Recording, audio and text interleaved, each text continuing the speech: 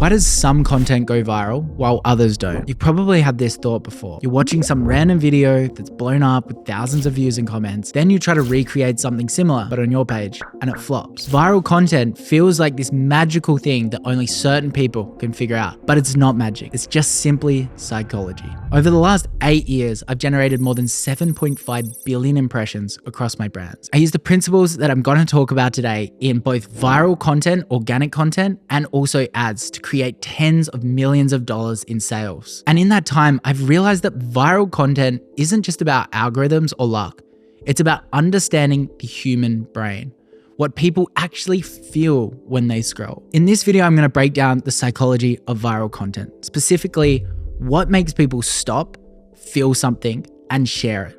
We'll go through the key psychological triggers behind the videos that spread like wildfire and how you can use them to create content that not only goes viral, but actually sells. At the end of the day, there's a lot of different types of content that can go viral.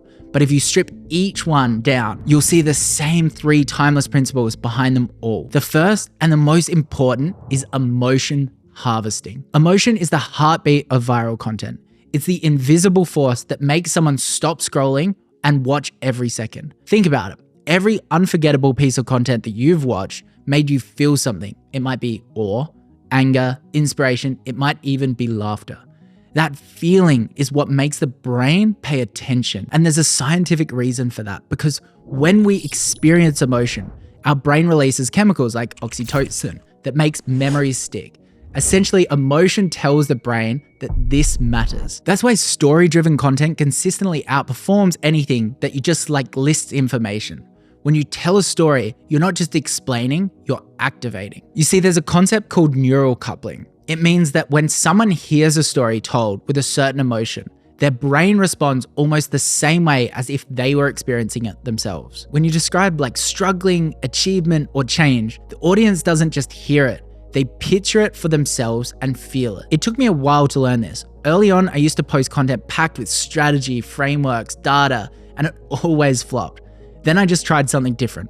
Instead of starting with a lesson, I started with a story, specifically my story. Suddenly, the same ideas that got ignored before exploded. And it wasn't because I said something new, it was because I made people feel it. Emotion gives your content energy. It's what transforms something like a product demo into a story of transformation, or a simple announcement into a moment that people remember. You can even see it in ads like this that go viral. Videos like this just trigger raw emotion that keep the viewer watching. Now, the mistake that most creators make here is they try to explain before they connect, but the brain makes decisions emotionally, then rationalizes those decisions with reason. So the goal isn't to start with the facts, it's to start with a feeling. Once the emotion grabs them, the rest of your message lands effortlessly. And that's the key. If you can make people feel and you can make people remember, they'll talk about you and your content will go viral. Now, emotion captures attention, but there's another factor that will make you mega viral.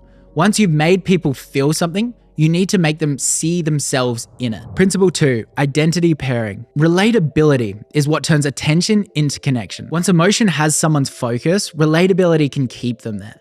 It's the moment they recognize something about themselves in it. People engage with content that reflects their own world. When something feels familiar, the tone, the challenge, even the way that it's filmed, it lowers the resistance. The brain is wired to seek recognition. It rewards moments that feel safe and understood and socially validated. That's why we trust people who sound like us, dress like us, or think like us. It's why social proof works so well in advertising. But here's what most creators don't realize. Relatability doesn't just build connection. It strengthens your algorithmic signal. The clearer and more specific your perspective is within the content, the easier it is for the platforms to match you to people who care. If you say, I like cats, you'll reach some cat lovers. But if you say, I have 20 orange cats, you've created a stronger signal for both the human brain and for the algorithm. The stronger your stance is, the stronger the connection. That's why being specific and exaggerating things always beats being safe. As Sally Hogshead once said, the opposite of fascination isn't rejection. It's just being unnoticeable. A brand that never risks being disliked will never be truly loved. Viral creators and brands don't aim to please everyone. They define who they are for and who they are not for. Let's take an example of the brand Maker's Mark, the bourbon. When they launched, the executives hated the hand-dipped wax seal. It was messy, inconsistent, and people called it unprofessional. But that imperfection made it iconic. Some thought it looked cheap, others thought it looked human and artisanal. Maker's Mark doubled down and made it their identity. And that tiny choice turned a flaw into fascination. Al Reese and Jack Trout, the founders of Positioning, put it perfectly. To be seen at all, you must choose what part of the market you are willing to be invisible to. They proved it with the example of 7-Up. Instead of fighting Coke and Pepsi, they did the opposite, branding themselves as the uncola. That single move polarized audiences, but made the product unforgettable. Relatable content works in the exact same way. It's not about reaching everyone, it's about being specific enough that the right people see themselves in you. The clearer your perspective is, the stronger the emotion and algorithmic response. So whether you're building a brand or just posting online, don't ever try to appeal to everyone. Stand for something, be specific, be human, because the more precise about who you are for and who you're not for, the more people will feel like you're speaking directly to them. Now, if you want to get actually better at this, actually learning how to build content and connects with people that drives real results, that's exactly what we teach inside Daily Mentor. You'll learn directly from experts who've built $100 million brands and understand the psychology in this practice. Check out the link in the description to learn more. So we've covered principle 1, emotion capturing attention.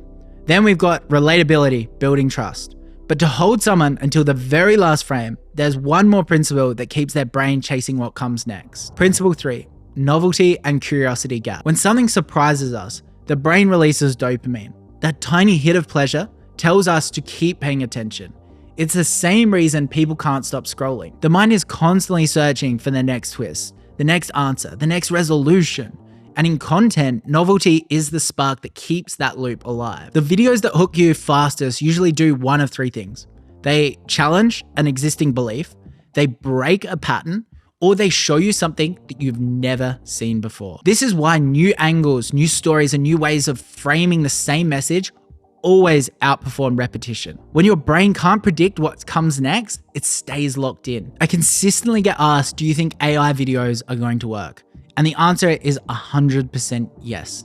This is simply because it can create these incredible stories, but also these challenging beliefs, these really shock visuals that will get your brain wanting more. But there's something really important to understand here. Random brain rot videos, the ones that you see and you forget and never think about again, they might get quick clicks, but they don't connect. They don't sell and they don't stick.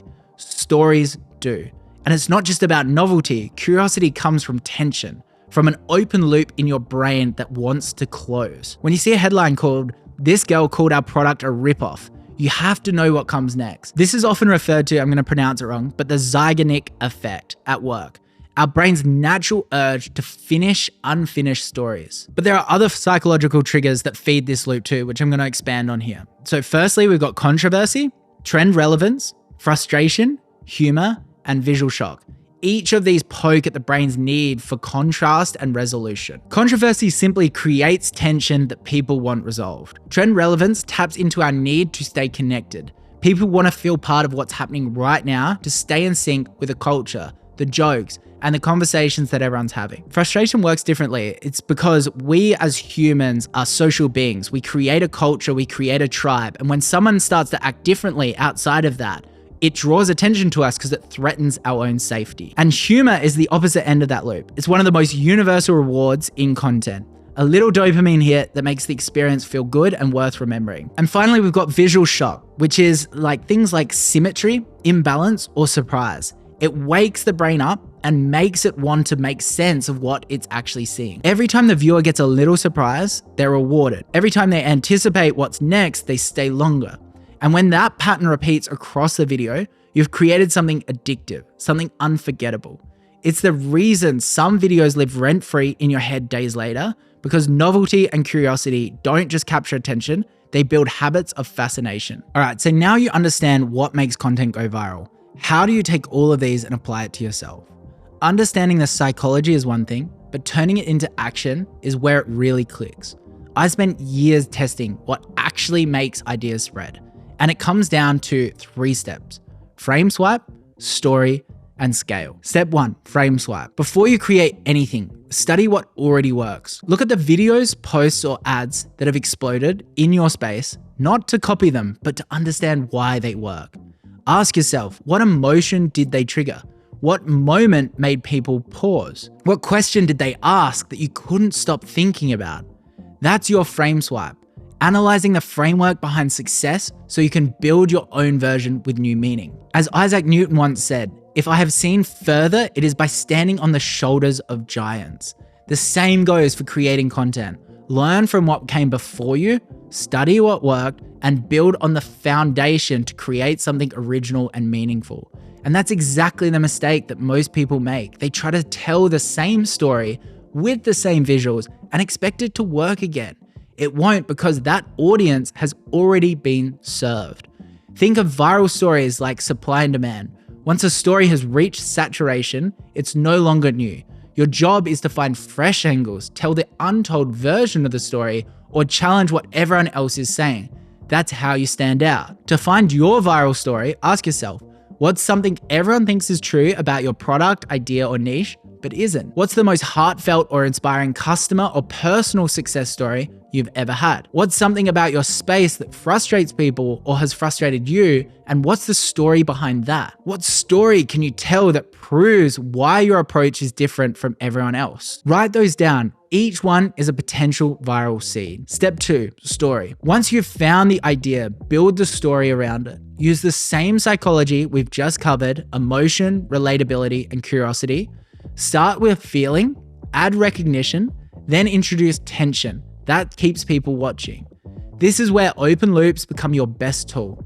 Every unanswered question or unresolved moment that keeps your brain locked in, searching for closure. Your hook should open that loop instantly, and your story should delay closing it until the exact right moment. You can say less but mean more by creating anticipation. And remember, content is a game of milliseconds nowadays, not seconds, because people decide in an instant whether they'll stay or they'll scroll. Every frame, every cut, every pause really does matter. To keep that attention, use powerful language. Avoid soft phrasing. Say it in a way that shocks, exaggerates, or challenges the viewer. For example, instead of "let's learn from this," say "let's steal from this strategy." Words that carry energy activate emotion. They make the brain lean forward. And combined with really quick pacing and open loops, that's what builds momentum. Every second should pull the viewer further in. And if you ever run out of inspiration, go back to the frame swiping stage. Always remember that you're borrowing structure, not substance. Step 3, scale. Most people stop after 1 or 2 good pieces of content, a video, a post, or a campaign. But the difference between really good creators and viral ones is volume. You can't predict which story will blow up. So your best content strategy is to test constantly. Remove all bottlenecks, post more, experiment. Because frequency is rewarding, because every post is a new shot at discovery. This is where systems really matter. Collect every clip, every moment, every story fragment into a single folder. I use a Google Doc. Treat it like a library. The goal needs to stay the same constantly, which is expand the number of meaningful stories that you tell, not just the amount of content that you post. And remember, it's never about chasing the algorithm. It's about understanding people. Because the creators who win are the ones who make people feel something, see something, and stay curious. That's how you turn psychology into performance. And that's how you make content last. If you made it this far, you probably already understand more about viral content than most creators ever will. But knowledge only matters when you use it. So the next step is simple. Apply what you've learned, find the viral story, and post it today. Don't overthink it, because the faster you act, the faster you learn. Peace.